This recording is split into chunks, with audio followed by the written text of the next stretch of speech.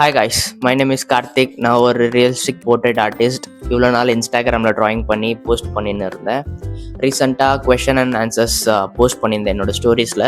நிறைய பேர் எப்படி ப்ரோ வரைகிறது, ஹவு டு ட்ரா கிரிட்ஸ் நல்லா கேட்டிருந்தீங்க. ரொம்ப நாள் பண்ண வேண்டிய வீடியோ யோசிச்சு அது போஸ்ட் பண்ண இருந்துச்சு. சரி இன்னைக்கு அது வரைஞ்சி காட்டிடலாம் அப்படின்னு சொல்லிட்டு வீடியோ ரெக்கார்ட் பண்ண ஸ்டார்ட் பண்ணிட்டேன். ஸோ கொஞ்சம் அப்படி இப்படி தான் இருக்கும் வீடியோ, அட்ஜஸ்ட் பண்ணி பார்த்துக்கோங்க.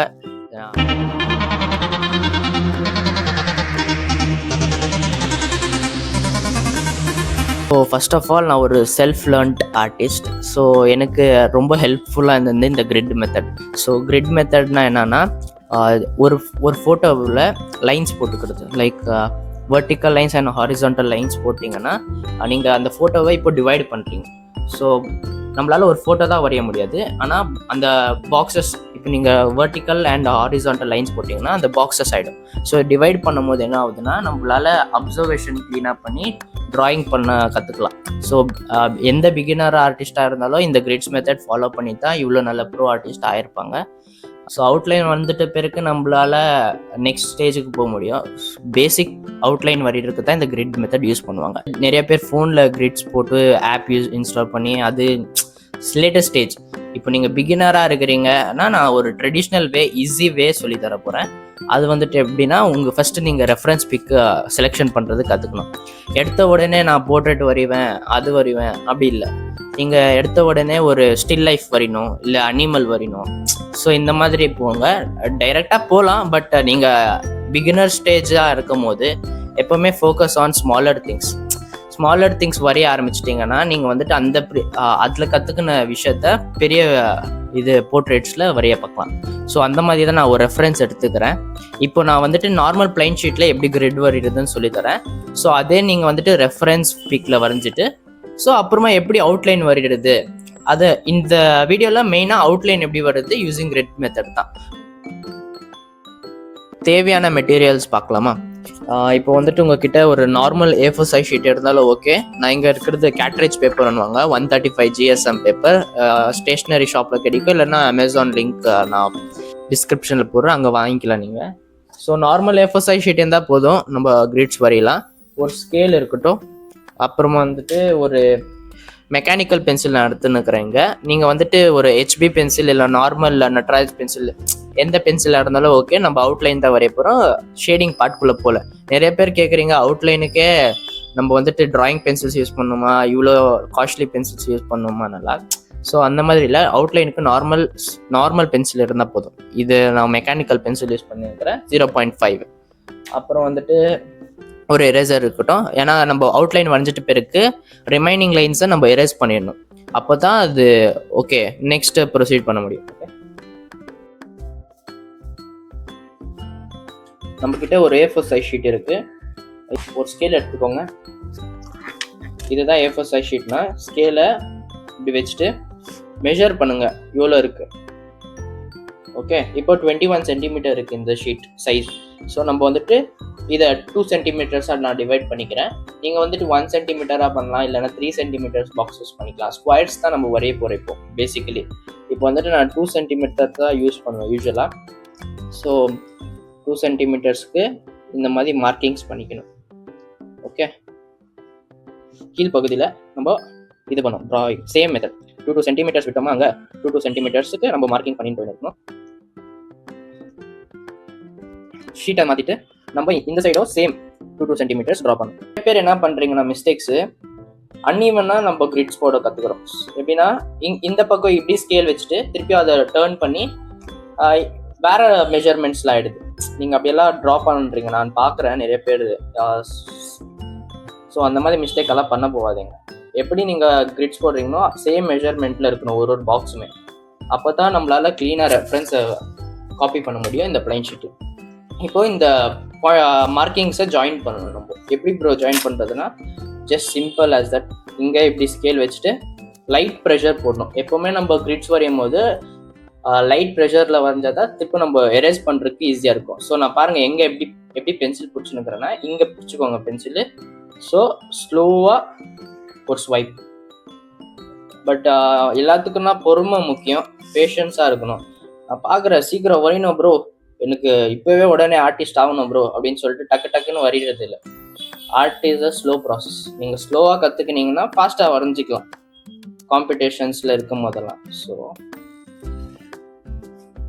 பிகினராக இருக்கும் போது நீங்கள் ஸ்லோ தான் மைண்டில் வச்சுக்கணும். நான் 2 வருஷம் ஸ்லோவாக வரைஞ்சதுனால தான் இப்போ கொஞ்சம் ஆச்சு நார்மல் ஸ்டேஜில் ட்ரா பண்ணியிருக்கிறேன். ஸோ இப்போ வந்துட்டு ஒரு பாக்ஸ் பார்த்தீங்கன்னாலுமே 2 சென்டிமீட்டர் இருக்கணும். 2 சென்டிமீட்டர் சைஸ் 2 சென்டிமீட்டர் இருக்கா? இப்போ நான் இதை டேர்ன் பண்ணி பார்க்குறேன், இங்கே 2 சென்டிமீட்டர் இருக்கா? ஸோ இந்த மாதிரி ஃபுல் லைன்ஸ் போட்டுக்கோங்க. ஸோ இதே மாதிரி நம்ம ரெஃபரன்ஸ் ஷீட்டில் வரையணும். நான் வந்துட்டு ஆல்ரெடி ரெஃபரன்ஸ் ஷீட்டில் வரைஞ்சி வச்சுட்டுக்கிறேன், உங்களுக்கு காட்டுறேன். நான் யூஸ் பண்ணுறது இந்த பிக் நான் ரெஃபரன்ஸ் எடுத்துருக்கிறேன். சரி, நான் டைரெக்டாக போர்ட்ரேட்டுக்கு போகல. ஏன்னா ஃபஸ்ட் பிகினராக இருக்கும் போது நீங்கள் நார்மல் இந்த மாதிரி இமேஜஸில் ட்ரை பண்ணிங்கன்னா நெக்ஸ்ட் நீங்கள் வந்துட்டு போர்ட்ரேட்டெல்லாம் ஈஸியாக வரையலாம். இப்போ நீங்கள் பார்த்தீங்கன்னா நான் சேம் மெஷர்மெண்ட்டில் கிரிட்ஸ் வரைஞ்சிருக்கிறேன்னா இதுதான் ட்ரெடிஷ்னல் மெத்தட். இதை நீங்கள் நிறைய பேர் ஃபோனில் வரையிடுங்க, லைக் ஃபோனில் போட்டுன்னு பார்த்துன்னு வரையலான்னு பண்ணுறீங்க. ஆனால் ஃபோனில் நீங்கள் ஜூம் அவுட் ஜூம் இன் பண்ணும்போது மெஷர்மெண்ட்ஸ் மாறும். ஸோ கொஞ்சம் கஷ்டமாக இருக்கும் வரையிறதுக்கு. பிகினர் ஸ்டேஜில் புரிஞ்சிக்கிறதுக்கும் கஷ்டமாக இருக்கும். நீங்கள் இப்படி வரைஞ்சிட்டிங்கன்னா ஸோ இங்கே பார்த்தீங்கன்னாலுமே இதோட மெஷர்மெண்ட் வந்துட்டு 2 சென்டிமீட்டர் தான் எடுத்துக்கிறேன். ஓகே, 2 சென்டிமீட்டர் இருக்கிறதுனால நீங்கள் ஈஸியாக பார்த்துன்னு வரையலாம். நிறைய பேர் வந்துட்டு இப்படி வரைஞ்சிட்டு அப்படியே ஸ்டார்ட் பண்ணுறீங்க. நம்மளோட மெயின் ரீசன் வந்துட்டு இப்படி ஸ்டார்ட் பண்ணக்கூடாது. ஏன்னு சொல்கிறேன்னா நம்ம பாக்ஸ் மிஸ் பண்ணிடுவோம். இப்போ இங்க வந்துட்டு 1 2 3 4 5 6 6th பாக்ஸ்ல தான் இந்த இயர் ஸ்டார்ட் ஆகுது. நம்மளுக்கு இங்க எந்த பாக்ஸ் 6 பாக்ஸ்ன்னு தெரியாது, அது கவுண்ட் பண்ணணும். சில பேர் கவுண்ட் பண்றதில்ல. எடுத்த உடனே இதை பார்த்துட்டு இங்கேருந்து வரைய ஆரம்பிப்பீங்க, இல்லைன்னா இங்கேருந்து வரைய ஆரம்பிப்பீங்க. ஸோ அந்த மாதிரி மிஸ்டேக் பண்ணக்கூடாதுன்னு தான் 1 2 3 போட்டுக்கோங்க, இல்லைன்னா ABCD போட்டுக்கோங்க. 1 2 3 4 இந்த மாதிரி நம்பரிங் பண்ணும்போது பாக்ஸஸ்ல ஸோ ஒரு ஐடியா கிடைக்கும் எங்கேருந்து ஸ்டார்ட் பண்ணலாம். நீங்கள் மிடில் இருந்து கூட ஸ்டார்ட் பண்ணலாம் வரைகிறதுக்கு. சேம் இங்கே 1 தான் இருக்கட்டும், இங்கே 2 3 லைட்டாக போட்டுக்கோங்க. ஸோ தட் நீங்கள் எரேஸ் பண்ணிக்கலாம். நெக்ஸ்ட் இந்த ஷீட்டில் நம்பர் போட்டேன், இந்த ஷீட்டில் நம்பர் இல்லையா ப்ரோ அப்படின்னா இங்கே போட்டுக்கணும். அப்போ தான் கன்ஃபியூஸ் ஆகாது உங்களுக்கு. கிரிட்ஸ் போட்டாச்சு. இந்த இயர் பொசிஷன் மாத்திரம் நான் வரைகிறேன், அதை நீங்கள் பாருங்கள் எப்படி வரைகிறேன்னு நான் சொல்கிறேன் ஒன்றுன்னா. ஸோ நம்ம கிட்ட வேண்டியது 6th ஸ்டார்ட் ஆகுது. நம்ம வந்துட்டு 6th பாக்ஸ் எடுத்துக்கணும். இப்போ இங்க மெஷர்மெண்ட் பார்க்கணும். இந்த பாயிண்ட் இருக்குல்ல 6 பாயிண்ட், ஓகே, இங்க வந்துட்டு இப்படி ஸ்டார்ட் ஆகுது. இந்த கேப் இருக்குல்ல, ஸோ அதை நம்ம இங்க யூஸ் பண்ணணும். ஓகே, இந்த மெஷர்மெண்ட் உங்களுக்கு கஷ்டமா இருந்துச்சுன்னா இந்த மாதிரி சின்ன ஸ்கேல் எடுத்துக்கோங்க. சின்ன ஸ்கேல் எடுத்துக்கின்னு இப்படி வச்சுக்கோங்க. எவ்வளோ கேப் இருக்குன்னு நீங்க மெஷர் பண்ணிக்கலாம். ஸோ இங்க 4 கேப்ஸ் இருக்கு. ஓகே, உங்களுக்கு காட்டுறேன். இப்போ பாருங்க, இந்த கேப் இருக்குல்ல, ஸோ இந்த கேப்பை நம்ம இங்க இப்படி வச்சு, இது ரொம்ப பிகினருக்கு புரியலன்னா அப்போ இப்படி வரையணும். இங்கன்னு ஸ்டார்ட் பண்ணணும் நம்ம. ஓகே, ஒரு ஐடியா கிடைச்சிருக்கும்னு நம்புறேன். இப்போ நான் வரைகிறேன், நீங்க பாருங்க. ஓகே, இப்போ நான் இங்கேருந்து ஸ்டார்ட் பண்ணேன்னு சொன்னேன்னா இங்கேருந்து எவ்வளோ தூரம் வரைக்கும் போய்க்குது நீங்கள் அப்பப்போ மெஷர் பண்ணிக்கலாம். ஓகே, இங்கேருந்து இவ்வளோ தூரமா, இந்த டிப்பு ஞாபகம் வச்சுக்கோங்க. ஓகே, இந்த டிப்பு ஞாபகம் வச்சுக்கிட்டு மெஷர் பண்ணிக்கோங்க அப்பப்போ. ஸோ இவ்வளோ தூரம் ஒரு ஐடியாவில் பாருங்க, எனக்கு இவ்வளோ தூரம் இருந்தால் கரெக்டாக இருக்கும்னு தோணுது. ஸோ இதை நான் வரைஞ்சிட்டேன். இங்கே ஒரு லைன் தெரியுதுல்ல, ஸோ இந்த லைனையும் நான் வரைஞ்சிக்கிறேன்.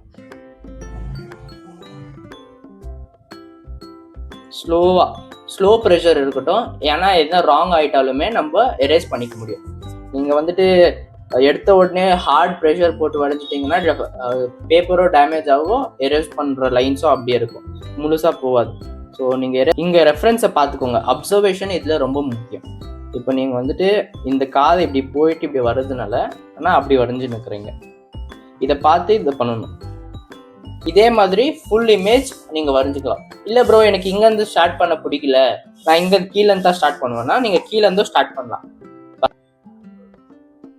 ஓகே, இந்த பாயிண்ட்லேருந்து இங்கே கனெக்ட் ஆகுது, இங்கேருந்து இங்கே கனெக்ட் ஆகுது, இங்கேருந்து இங்கே கனெக்ட் ஆகுது.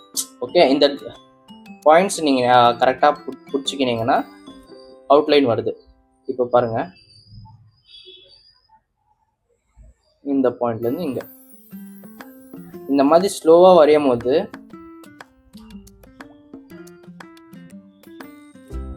உங்களுக்கும் ஈஸியாக இருக்குல்ல. அவ்வளோதான், இந்த மாதிரி கனெக்ட் பண்ணினே போகணும். சரி, இந்த பிக்கை நான் ஃபுல்லாக அவுட்லைன் முடிச்சுட்டு பார்க்கலாம். ஓகே,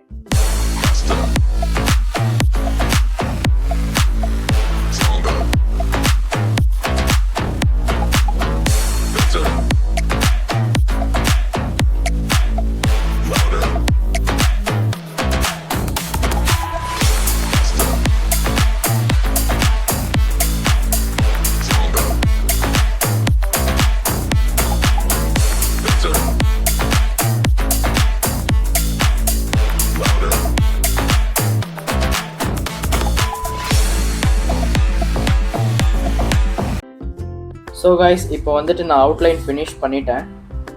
ஸோ இப்படி தான் இருக்கும், பட் டிஃப்ரென்ஸ் தெரியும்னு நினைக்கிறேன்.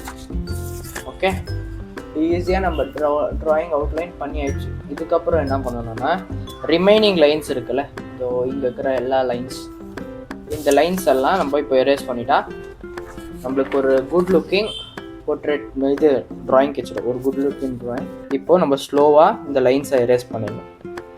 ஓகே, ஸ்லோவாக பண்ணுங்கள், வேறு லைன்ஸ் வந்து எரேஸ் பண்ணால் போதும். இப்போ பாருங்கள், நான் எரேஸ் பண்ணல. ஏன்னா இப்போது நம்ம ரெஃபரன்ஸில் இருக்கிற மாதிரி ட்ரா பண்ணணும்னா இது தேவை.